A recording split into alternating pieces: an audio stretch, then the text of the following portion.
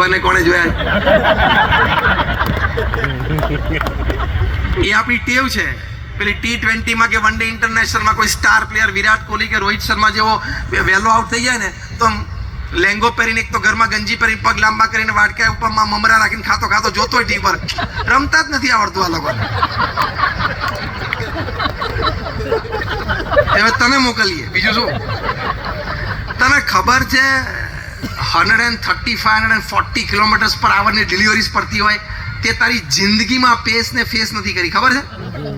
તું નાનપણથી કોલસાથી કોકની દિવાલ ઉપર 3 સ્ટમ્પ દોરીને કોકની દિવાલ બગાડીને મોટો થયો છે.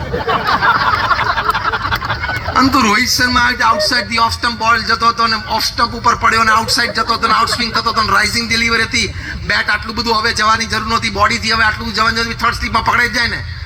વાર્તા તારી સાચી પણ ગણતરીમાં નહીં આવે. એટલે આપણને અનનેસેસરી કોમેન્ટ કરવાનો બહુ જ આદત પડી ગઈ છે. બોલો, અહીંયા બેઠા બધાને 4 જૂનનું પ્રેડિક્શન બધાને પોતપોતાનું જુદું હશે.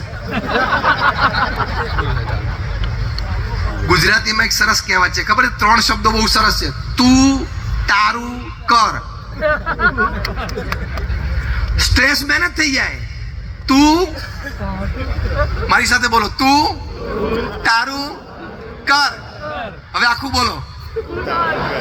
આ એક જ વાક્યમાં આખો સ્ટ્રેસ મહેનત થઈ જાય એમ છે. હવે તું મીઠાની રેકડી ફેરવતો હોય ને, એ ઊભો ઢગલો મીઠો અંદર પડ્યો, એ ઊભો ચર્ચા કરે કે એકચ્યુઅલી સેન્સેક્સ આટલો બધો ને એમાં ટાટા સોલ્ટ ના. અરે તારે ક્યાં આની ચર્ચા કરવાની છે? પછી ખોટે ખોટો તનાવ ઊભો થાય કે નહીં?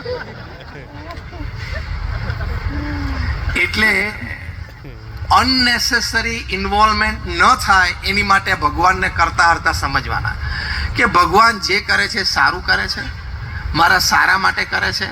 તમને બધાને અનુભવ હશે કે તમારા જીવનના જે પ્રસંગો બને અત્યાર સુધીમાં સારા નરસા, if you go back in time, બધાને ખ્યાલ આવશે કે એ વખતે થયું એ સારું થયું, અથવા તો એ વખતે નહોતું થયું ને સારું થયું. અત્યારે નહીં સમજાય તો આગળ સમજાશે. એ ભગવાનની કૃપા છે. પ્રમુખ સ્વામી મહારાજને આજે અમારા ગુરુ મહંત સ્વામી મહારાજની મુખ્ય તાકાત છે ને એ આ છે કે ભગવાન સર્વ કરતા હરતા છે.